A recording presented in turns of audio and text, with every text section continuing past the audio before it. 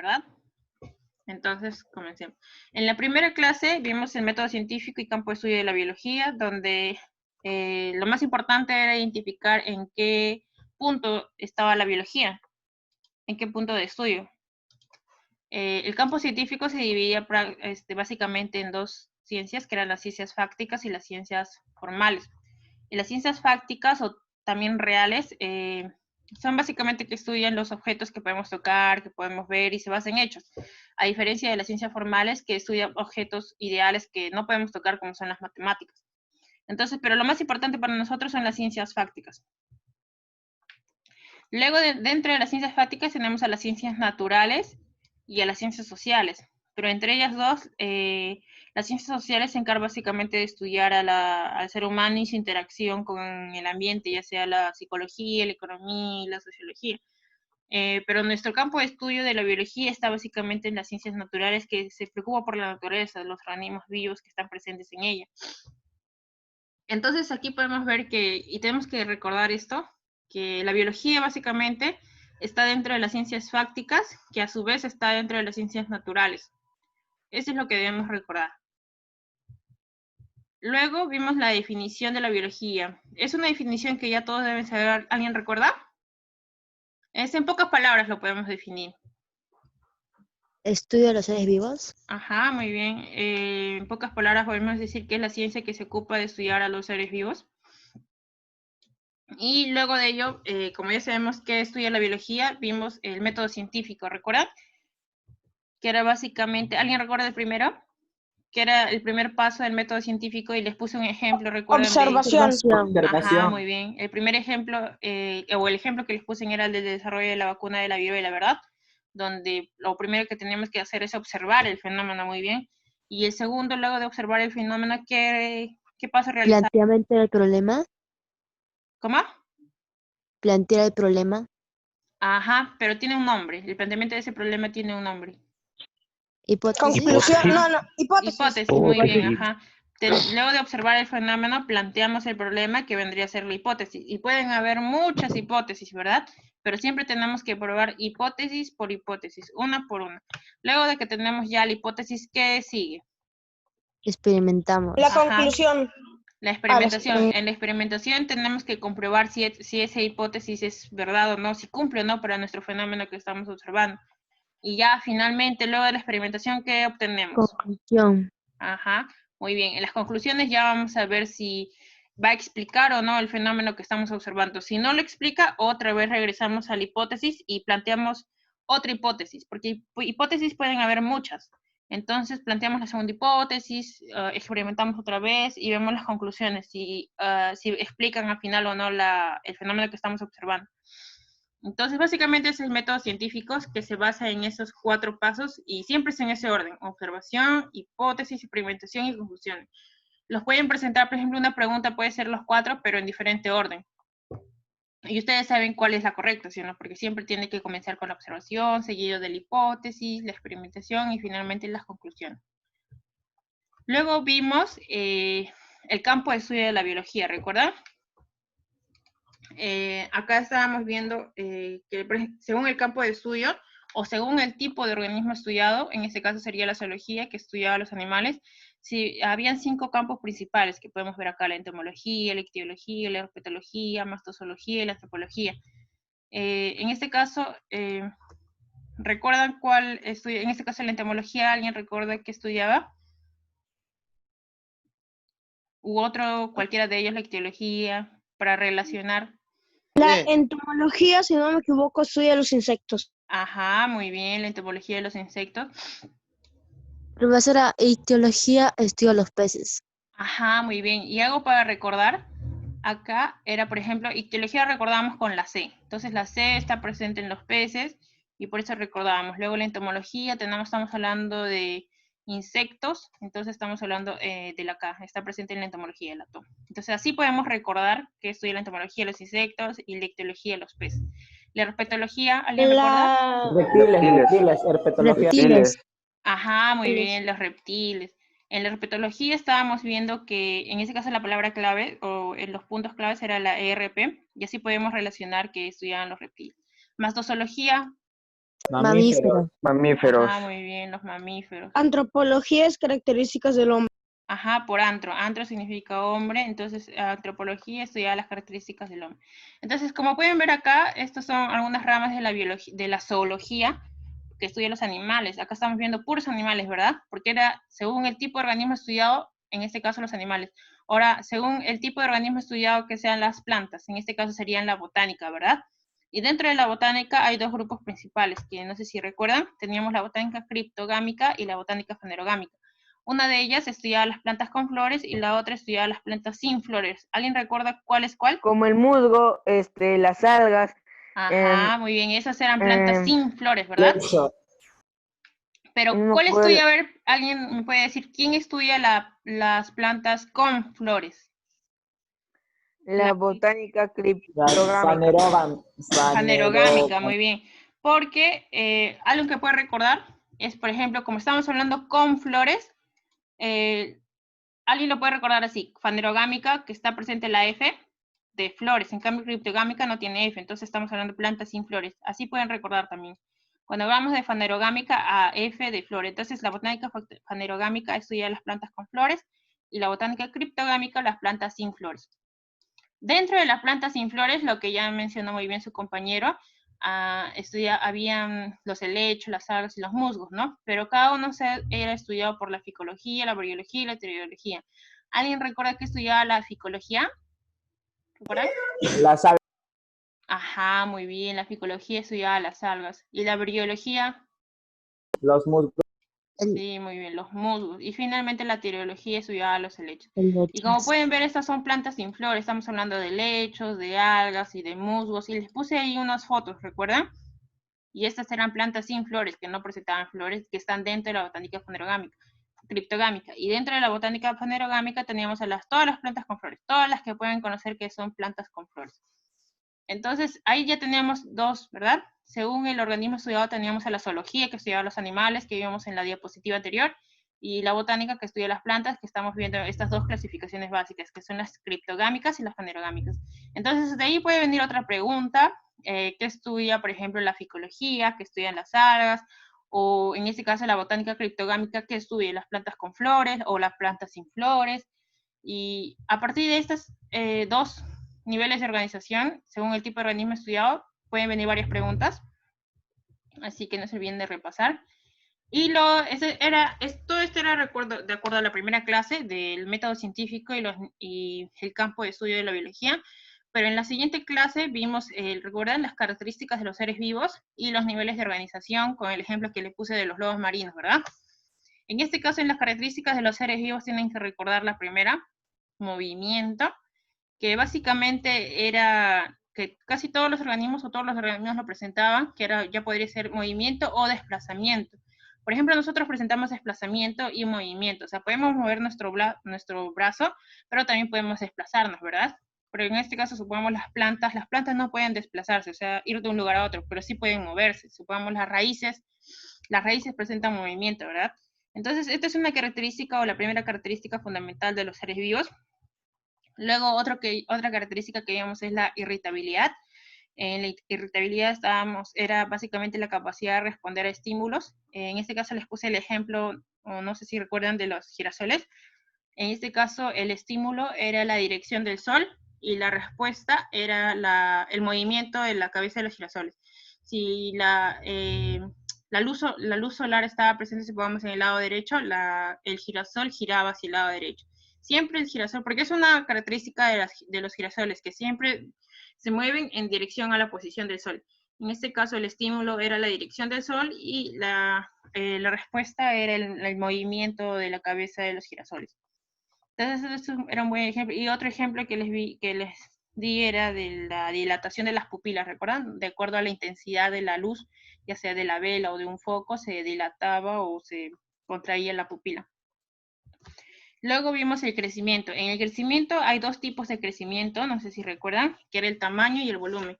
Y ahí les puse el ejemplo de la masa celular, en este caso de la masa muscular, mejor dicho, de una persona delgada y la masa muscular de una persona gruesa. Ahí estábamos viendo cómo aumentaba los músculos, el tamaño de los músculos, pero eso que vendría a ser tamaño, aumento del tamaño o aumento del volumen. ahí dijimos que era el aumento del tamaño. O sea, las células no han cambiado, el número de células no han cambiado, pero el tamaño sí ha cambiado. O sea, una célula que era más delgada se volvió una célula más gruesa, pero y así conjunto de todas las células dieron una mayor masa celular, ¿no? Pero cuando hablábamos del aumento del volumen, o sea, de cantidad de células, eso básicamente era en el desarrollo, cuando todos originalmente nos desarrollamos a partir de una sola célula, y a partir de una sola célula fuimos 2 células, 4 células, 8 células, y así sucesivamente.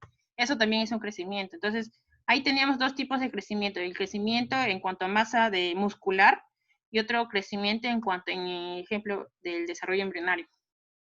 Entonces, esta es la tercera característica que deben presentar todos los seres vivos, crecimiento. La cuarta característica que deben presentar todos los seres vivos es la adaptación, que es diferente a la evolución, no se olviden. En adaptación, y le puse el ejemplo, por ejemplo, de las personas que viven en Chimbote, han tenido que adaptarse a altas temperaturas, ¿verdad? Pero eso ha sido en un corto periodo de tiempo. Supongamos alguna persona que vive en Lima, que luego se tiene que desplazar a Chimbote, y se queda un año allá en Chimbote frente a esas altas temperaturas. Entonces, él en un corto periodo de tiempo, que es en un año, ha tenido que adaptarse a esas altas temperaturas. Entonces, esa es otra característica de los seres vivos, que es la adaptación, que es diferente a la evolución. La evolución ha tenido que pasar en millones de años y la adaptación en un corto periodo de tiempo. Luego teníamos la reproducción, que también es una de las características fundamentales que debe presentar todo ser vivo, que se basa básicamente en la continuidad de la especie. Y ahí vimos dos tipos de reproducción, que era la sexual y sexual, ¿verdad? Luego, por último, el metabolismo. En el metabolismo les puse el ejemplo de la fotosíntesis, que básicamente era un proceso de anabolismo, porque ellos, a partir de moléculas complejas como el CO2, van a formar moléculas simples como es el oxígeno. Y luego también estaba presente el catabolismo, en la glucólisis, supongamos que está en las células animales. Entonces, como pueden ver, acá hay 6 características que tienen que recordar, 6 características básicas: movimiento, irritabilidad, crecimiento, adaptación, reproducción y metabolismo. Y sus definiciones. Sus definiciones también pueden recordar, la de movimiento, irritabilidad quizás es un poco difícil, pero siempre tienen que recordar esto: estímulo, respuesta, eso es irritabilidad. Crecimiento también, por su propio nombre, pueden deducir la definición: adaptación igual, reproducción igual y metabolismo igual. Entonces, estas son las 6 características, pero por última teníamos la organización específica. ¿Y esto qué quería decir? Que todo ser vivo o todo organismo vivo se divide en niveles. ¿Recuerdan? Desde el nivel mínimo, que es un átomo, hasta el nivel máximo, que es la interacción con otras poblaciones de especies, ¿verdad? Entonces, todo ser vivo o que se considere un ser vivo debe tener niveles de organización. Entonces, esto es lo que vimos. Bueno, ese es el resumen que le puse para características de los seres vivos, que lo pueden chequear. Pero, ¿alguien recuerda en los niveles de organización de los seres vivos, que puse el ejemplo de los lobos marinos? El mínimo Átomo. nivel, ahí está, muy bien, el atómico, ¿verdad? En este caso estábamos hablando de átomos, como muy bien dices.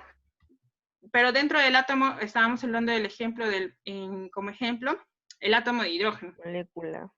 Ajá, muy bien. Luego seguía el molecular, que es básicamente la unión de varios átomos. En este caso estábamos... Miss, ¿puede volver un ratito a la anterior diapositiva para tomar la captura, por favor? Ah, ya, claro. ¿Esta? No, la de características. Ya. Pero esta clase la voy a subir luego en el Classroom, para que puedan chequear. Pero igual está bien siempre tenerla. Ya. ¿Ya está?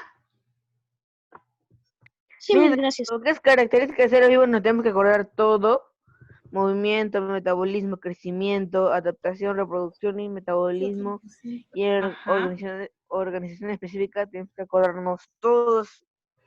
Sí, No, y será como ejemplo de lobo marino, ¿cómo sería? Ajá, acá también para el ejemplo de los lobos marinos, los que estamos viendo, tienen que recordar los niveles, desde el primero hasta el máximo nivel. En el primero ya dijeron muy bien el atómico, luego seguía el molecular, que era la unión de varios átomos, que en este caso daba a formar un aminoácido, les puse el ejemplo. Luego que seguía el macromolecular, ¿verdad?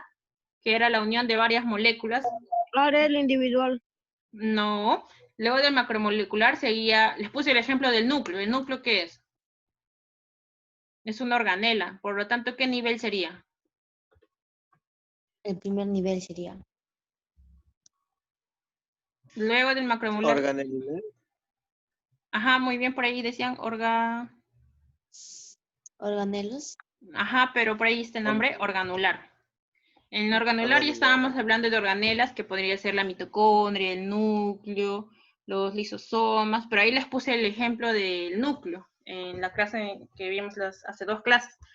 Entonces, ahí vimos pero estos 4 niveles, el atómico, molecular, macromolecular y organular, es un único subnivel que es el subcelular. Luego de subcelular, ¿qué nivel sigue? ¿Alguien recuerda? El celular. Ajá, muy bien. Y acá les puse el ejemplo de las células neuronales, ¿verdad? Una neurona, que también es una célula. Y la unión de varias células, ¿qué va a formar? Un tejido. Un tejido, muy bien, ajá, que vendría a ser el nivel tisular. En el tisular ya estábamos hablando del tejido neuronal. Como estábamos hablando de la unión de varias células neuronales, como objetivo, como resultado, da un tejido neuronal. Y la unión de varios tejidos Orgánico. organológico, ajá, que es básicamente los órganos, el nivel de los órganos. Y la unión de todos los órganos, ¿qué nivel da? Ahora sí viene el individuo. Ajá, Individual. el sistémico. En el sistémico, por ejemplo, tenemos el sistema respiratorio, el sistema esquelético, el sistema linfático, el sistema nervioso.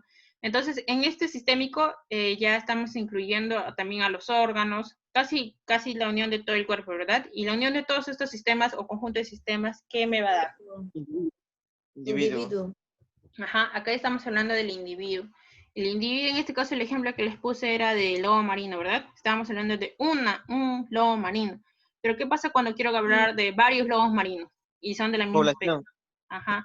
Siempre algo tienen que recordar, población es el conjunto de varios individuos, pero de la misma especie. O sea, nosotros podemos hablar poblaciones de lobos marinos, poblaciones de peces, poblaciones de aves, pero todos de la misma especie. Entonces, Profesora, ¿y de lobo marino cómo se llamaría la población ¿de cuál? de lobo marino? Ah, ya, población de lobo marino, nomás le decimos. Hay otra que es diferente cuando decimos peces y población de peces o varios peces le decimos cardumen, ¿verdad? Cardumen. Ajá, muy bien, pero en lobos marinos es lobos marinos. Población de lobos marinos. Luego, la unión de varias, bueno, ya lo puse ahí, es comunidad, es cuando tenemos varias poblaciones. En este caso, pongamos ahí, les puse el ejemplo de poblaciones de lobos marinos con poblaciones de peces y poblaciones de algas. Entonces, ahí estaríamos hablando de una comunidad. En comunidad ya es básicamente la unión de varias poblaciones, por ende son de varias especies. ¿Y qué pasa cuando uno varias comunidades? O sea, ya estamos hablando de las comunidades, pero también de el lugar donde están habitando. ¿Qué vendría a ser? ¿Atmósfera? No. ¿Qué nivel vendría a ser después de comunidad? Ajá, ecosistema, muy bien. Uy, ya, ecosistema. En ecosistema ya estamos hablando de comunidades, pero también del ambiente. En este caso el ambiente vendría a ser el mar, ¿verdad? Entonces en ecosistema ya estamos incluyendo el lugar donde están habitando. Luego tenemos la biosfera, que incluía los 3 niveles, ¿recuerdan? La hidrosfera, litosfera y atmósfera. O sea, incluían la tierra, el mar y el aire. Luego la unión de la biosfera, que vendría a ser el último, ¿recuerdan? Que era La ecosfera. Ajá, que ya incluía todo el planeta Tierra. Entonces, estos son los niveles de organización. Varias preguntas también pueden venir de aquí.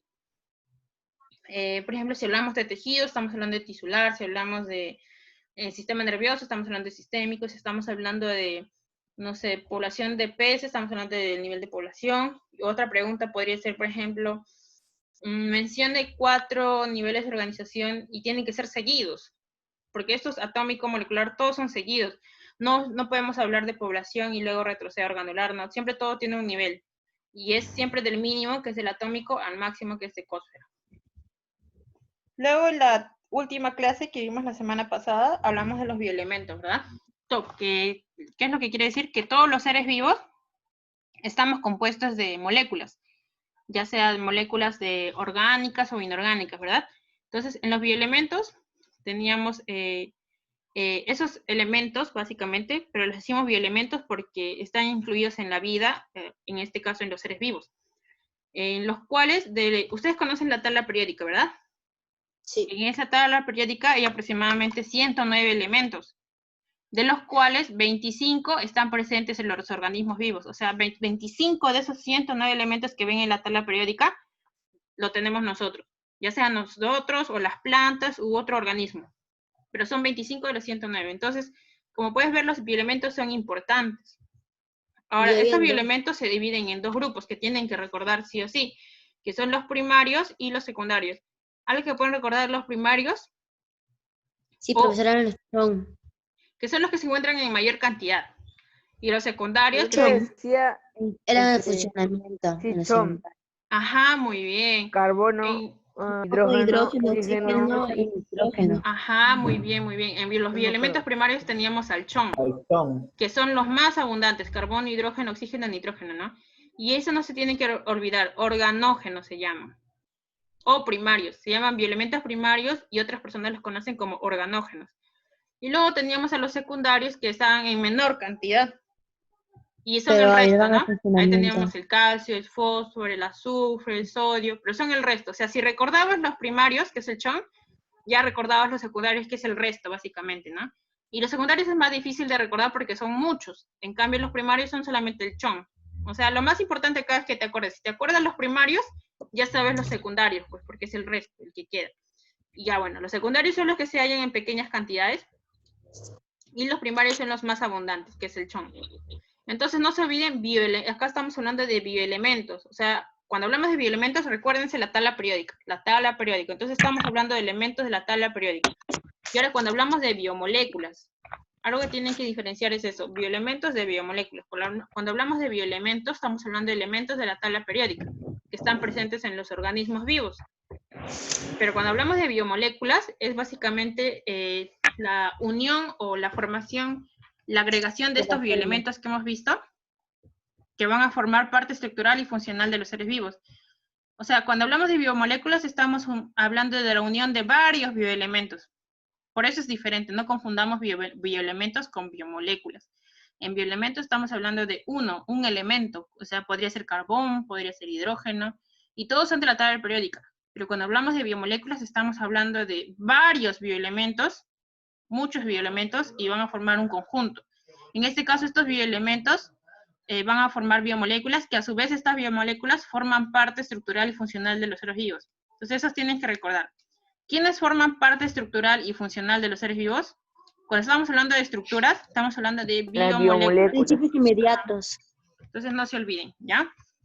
Pero las biomoléculas también se dividen en dos grupos.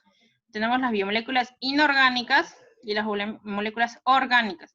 En las inorgánicas están tres que vimos, recuerdan, y vimos las funciones y que eran agua básicamente, sales minerales y gases inorgánicos. Y dentro de los gases inorgánicos teníamos al oxígeno, ¿recuerdan? Al oxígeno, al CO2 también. Entonces, y los principios inmediatos orgánicos, el resto, glúcidos, lípidos, proteínas, ácidos nucleicos, vitaminas. Y estos son amplios, estos vamos a ver uno en cada uno por clase. Una clase vamos a ver vitaminas, otra clase vamos a ver ácidos nucleicos, otra clase vamos a ver proteínas y así sucesivamente. Pero básicamente nos íbamos a centrar... Apague todos los audios. Pero básicamente íbamos a ver los principios inorgánicos, ¿verdad? Acá en estos principios inorgánicos, deben recordar, son inorgánicos porque estamos hablando de moléculas, como son las aguas, sales minerales y gases inorgánicos. Bueno, ¿recuerdan alguien cuáles eran las funciones del agua en los seres vivos? ¿Alguien recuerda una función? Nos ayuda a estar hidratadas. Ajá, muy bien. Otra, y recuerdan uno que era que les mencioné de la rodilla, si queríamos Sí. mover la Nos ayudan con el circulación. movimiento también, profesora. Ajá, recuerdan que entre la rodilla, les puse una foto ahí, había un líquido que permitía que los huesos se movieran y por ende podíamos mover la rodilla para arriba, para abajo y doblarla. Eso también, esa función de motilidad. Luego otra función que vimos del agua era termorregulador. ¿Recuerdan? Por eso es que cuando ustedes están haciendo ejercicio, sudan, ¿verdad? Para ganar calor. O mejor dicho, ganan calor. Y como resultado queda el sudor, ¿verdad? Entonces, eso también es un tipo de regulador de la temperatura. Entonces, el agua también ahí está jugando un papel de regulación o termorregulador. Luego, las sales minerales. También, ¿alguien recuerda las funciones? ¿Recuerdan el impulso nervioso o impulso muscular? Contracción muscular. Cuando queremos mover los músculos, por ejemplo, hacer fuerza, los músculos se tienen que contraer. Y esa contracción se da gracias a sales minerales como es el calcio, el potasio. ¿Recuerdan la imagen que les puse? Por una concentración de calcio y potasio que tenemos en nuestro cuerpo, se unen a las células y estas emiten un impulso nervioso que va a contraer la célula muscular. Entonces, ese papel también juega las sales minerales. Y finalmente los gases inorgánicos, que ahí tenemos el oxígeno que respiramos y el CO2 que emitimos, porque nosotros respiramos oxígeno y emitimos CO2, ¿verdad? Entonces, ahí también juega un papel importante los gases inorgánicos dentro de los seres vivos. Entonces, chicos, como pueden ver, este es solamente un resumen de lo que hicimos en las 3 clases.